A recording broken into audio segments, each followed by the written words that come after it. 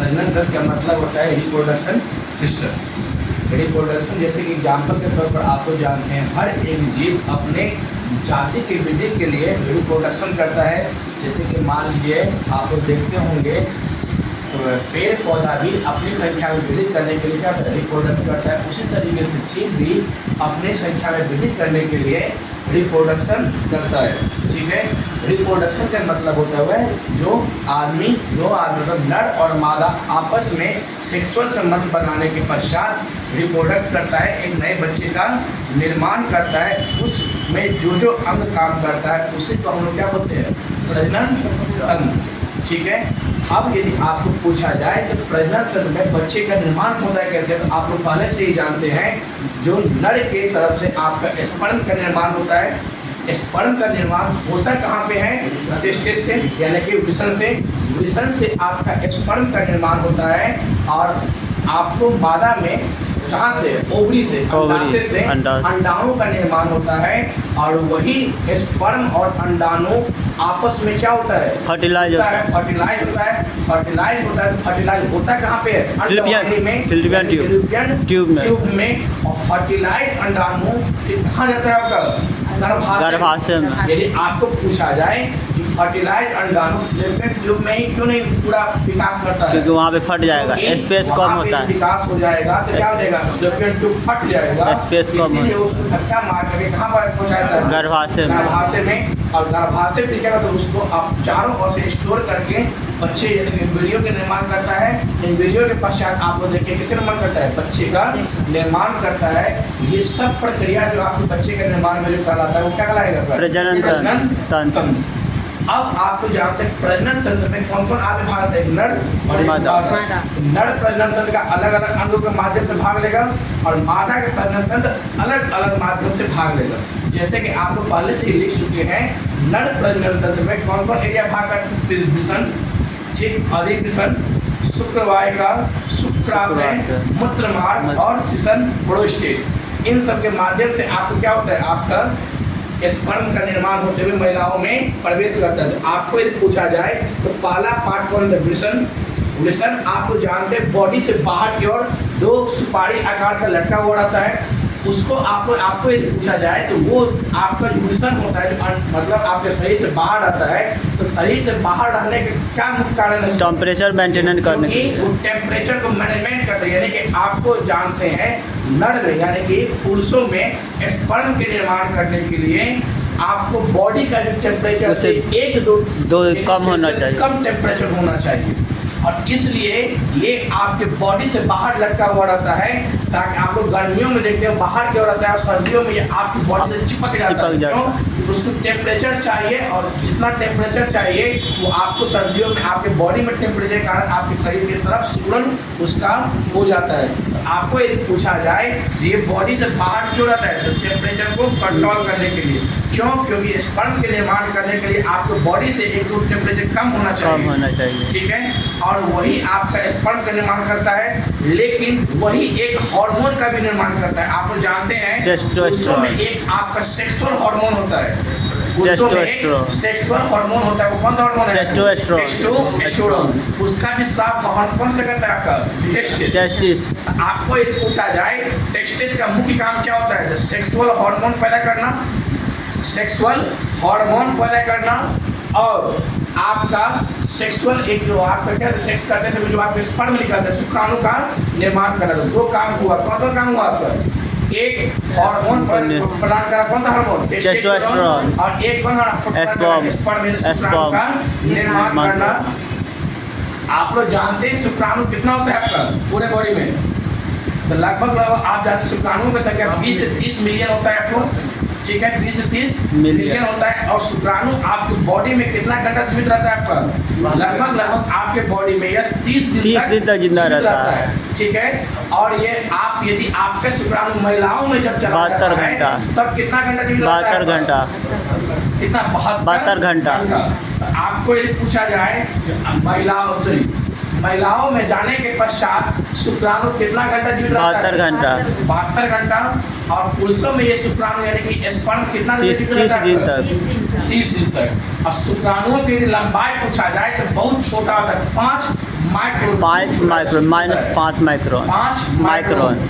ठीक है, आप लोग जानते हैं, आपको ये पूछा जाए वृषण का प्रमुख कार्य टेस्टोस्टेरोन हार्मोन का स्राव करना और शुक्राणु का निर्माण करना। ठीक है, इसके बाद शुक्राणु को फिर क्या होता है, अधिवृषण के माध्यम से कहाँ भेजता है आपका, अधिवृषण से माध्यम से आपके फिर आपका शुक्राणु जब निर्माण होगा कहाँ पे, वृषण में, तो अधिवृषण का आपको काम होता है जो वहाँ से शुक्राणु को निकाल करके कहाँ पहुँचाना, शुक्रवाहिका में पहुँचाना।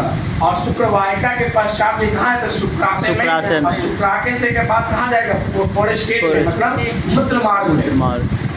और मूत्र मार्ग में जो जाएगा तो मूत्र मार्ग देखिए, जिस एरिया से आपका मूत्र का उत्सर्जन होता है उसी एरिया से स्पर्म का भी उत्सर्जन होता है। मूत्र मार्ग जो होता है, मूत्र मार्ग जहाँ से जो आप बाहर निकलता है उसके ऊपरी शिरा को हम लोग क्या बोलते हैं, शीशन। ऊपरी शिरा को हम लोग क्या बोलते हैं, शीशन। और उसी माध्यम से मूत्र भी उत्सर्जन होता है और उसी माध्यम से आपका स्पर्म भी उत्सर्जन होता है। ठीक है, तो ये आपको यदि पूछा जाए, जो आपको यदि पूछा जाए शुरुआत में, यदि आपको पुरुषों के लिए यदि पूछा जाए तो पुरुषों में स्पर्म की उत्पत्ति कहाँ से, टेस्टिस, वृषण से। ठीक है, और फिर पुनः आपका वृषण से जो आपका शुक्राणु हो कहाँ से होते हुए, अधिवृषण से होते शुक्रवाहिका होते पहुँचेगा शीशन में, और शीशन के माध्यम से भी कहाँ पहुँचेगा, महिलाओं के आपका जो छिद्र होता है जिसको हम लोग क्या बोलते हैं, वेजिना, यानी कि अवेगना, यानी कि महिलाओं का जो छिद्र होता है योनि, उसमें प्रवेश करता है। तो आपको यदि पूछा जाए तो ये पुरुष प्रजनन तंत्र में आप लोग लिखे वृषण, अधिवृषण, शुक्रवाहिका, शुक्राशय, मूत्र मार्ग, प्रोस्टेट और शीशन के माध्यम से पुरुष वाला काम हुआ। फिर महिलाओं में आप लोग देखते होंगे तो महिलाओं का भी प्रजनन तंत्र होता है, कौन कौन, अंडाशय, अंडवाहिनी, गर्भाशय और योनि। जैसे आप लोग पुरुषों में देखे हैं जो स्पर्म का निर्माण होता है कहाँ से, वृषण से, उसी तरीके से महिलाओं में भी अंडाणु का निर्माण होता है अंडाशय से। ठीक है, आप लोग जानते हैं जैसे आपका वृषण की संख्या 2 होती है वैसे ही अंडाशय की संख्या 2 होती है। और अंडाशय एक साइड से अंडाणु का उत्पन्न होता है, दूसरी भाग से अंडाणु उत्पन्न होता है। तो अंडाणु का उत्पत्ति कहाँ से होता है, अंडाशय से। और वही अंडाणु आपका फिलोपियन ट्यूब के माध्यम से कहाँ आएगा, गर्भाशय में। और गर्भाशय में आएगा तो गर्भाशय के जो दीवार से क्या होगा, टकराएगा।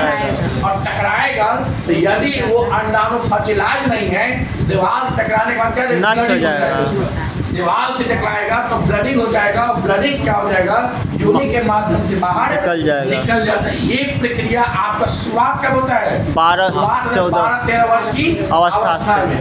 तो आप उसी को हम लोग MC कहते हैं, या धर्म कहते हैं, या आप लोग क्या लिखे हैं, ऋतुस्राव या मासिक चक्र कहते हैं, मेंस्ट्रुएशन कहते हैं, मेंसाइकल। लेकिन 12-13 वर्ष की अवस्था में जब यौवन का प्रारंभ होता है, जब MC की शुरुआत होता है, उसे ही हम लोग मेनार्की भी कहते हैं पहला। अब आपको जाएगा मादा या पुरुष दोनों में सेम एज होता है आपका, थोड़ा 1-2 साल का गैप होता है, यानी कि मादा और पुरुषों में यौवन का आरंभ होता है 12-13 वर्ष की अवस्था के पश्चात।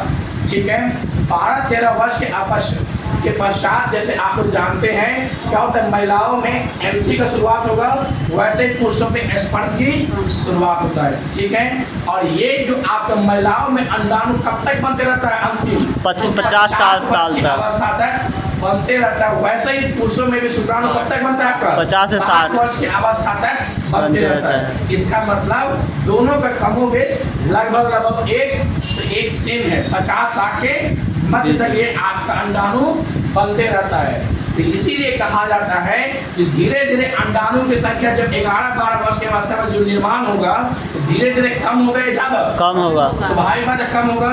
इसीलिए कहता है कि कम से कम महिलाओं को 30 वर्ष से कम अवस्था में, यानी कि बच्चा पैदा 30 वर्ष की कम अवस्था में बच्चे को ले लेना चाहिए, क्योंकि अंडाणु की मात्रा धीरे धीरे क्या हो जाएगा, कम हो जाता है। जब अंडाणु ही कम हो जाएगा, फर्टिलाइज क्या होगा, तो फर्टिलाइज नहीं होगा तो क्या होगा, बच्चे कहीं बच सकते हैं आप, नहीं बच सकते हैं। तो अब इसीलिए आप लोग जानते हैं जब अंडाणु आपका क्या हो जाए, कहाँ पर निर्माण होता है आपका अंडाणु? अंडाशय से। और अंडाशय से अंडाणु कहाँ निकलेगा आपका? अंडवाहिनी से गर्भाशय के दीवार में टकराने करेगा, क्या जाएगा? बाहर निकल जाता है। ये प्रक्रिया होने में पूरे 28 दिन का समय लगता है और 28 दिनों के पश्चात ये आपके मासिक स्राव के तहत बाहर निकल जाता है। लेकिन यही प्रक्रिया आप लोग जब जानते हैं, जो स्त्रियां पुरुष आपस में जब संभोग करती है, सेक्स करती है, तो उस परिस्थिति में क्या होता है आपका? उस परिस्थिति में स्पर्म क्या होगा? योनि में गिरता है। योनि से कहाँ जाएगा आपका? गर्भाशय में। गर्भाशय से कहाँ जाएगा? फिलोपियन ट्यूब में। अब फिलोपियन ट्यूब में आप कहाँ आएगा? अंडाणु आएगा और यहाँ से क्या स्पर्म आएगा। अंडाणु क्या जाएगा? आपस में फर्टिलाइज होगा, निषेचित करेगा और फर्टिलाइज आप जानते हैं अंडाणु क्या हो जाएगा? गर्भाशय में जाएगा और गर्भाशय में जाने के बाद गर्भाशय उसको साइज बनेगा, पकड़ लेगा। उसके पश्चात आपका क्या हो जाएगा? बच्चे का निर्माण होता है। तो आपको समझ में आ गया लगभग। आपको यदि पूछा जाए कि मादा प्रजनन तंत्र में, तो मादा प्रजनन तंत्र में कौन कौन अंग हुआ था? पहला अंडाशय। अंडाशय से आपका अंडाशय का मुख्य कार्य क्या होता है? अंडाणु का निर्माण करना।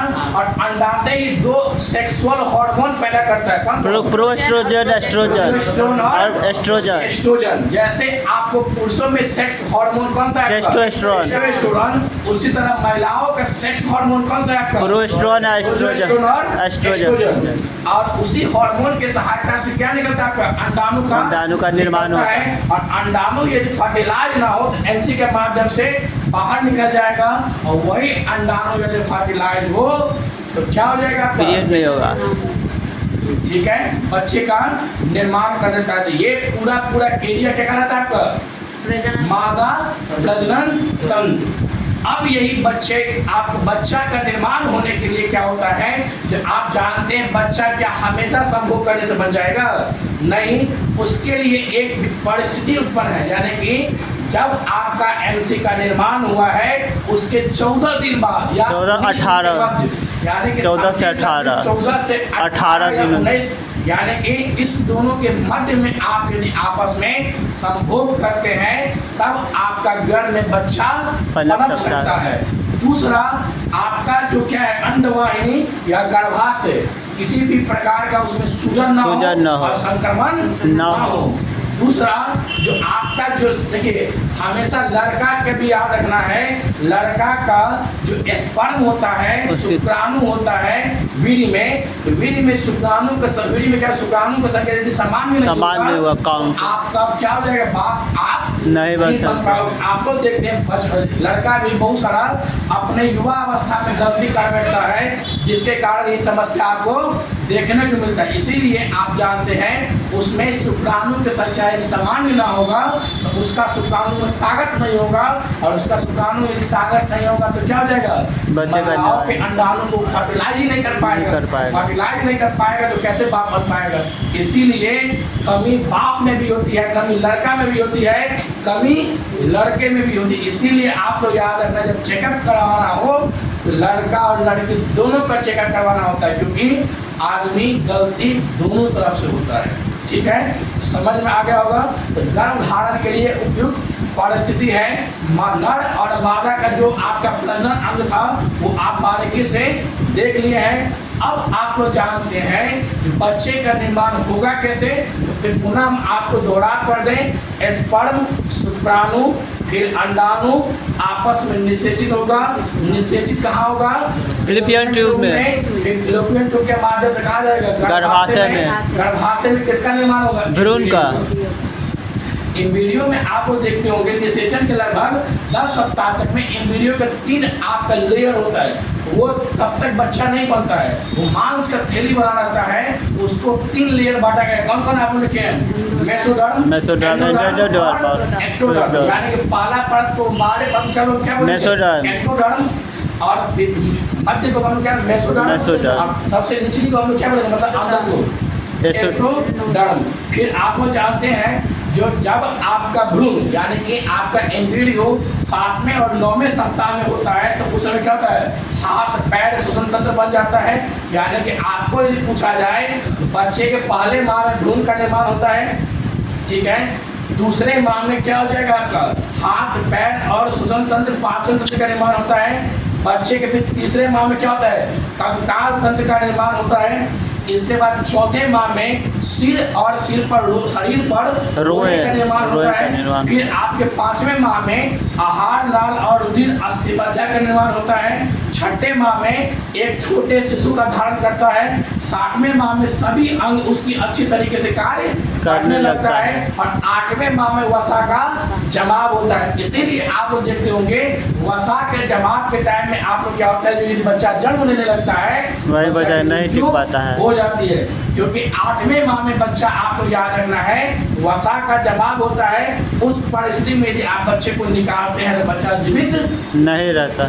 यदि किसी कारण से जीवित हो भी गया, लंबे समय तक दीर्घायु नहीं रह सकता है। इसलिए 8वें माह का बच्चा निकालना बहुत संवेदनशील होता है। इसीलिए या तो बच्चे आप 7वें माह में निकाल लीजिए या तो आप 9वें माह में निकालिए। 8वें माह में बच्चा हमेशा निकालने के लिए डॉक्टर परामर्श नहीं देता है, लेकिन विपरीत परिस्थिति हो तो निकालना पड़ता है। 8वें माह में वसा का जमाव होता है और वसा के जमाव से आप तो जानते पूरे बॉडी क्या होता है, असंतुलन रहता है। फिर 9वें माह में क्या होता है, बच्चा जन्म लेने के लिए तैयार हो जाता है। और ये तीनों प्रक्रिया को हमने, ये जो प्रक्रिया होता है, जितना प्रक्रिया उसमें कुल कितना दिन लगता है आपका, 280 दिन।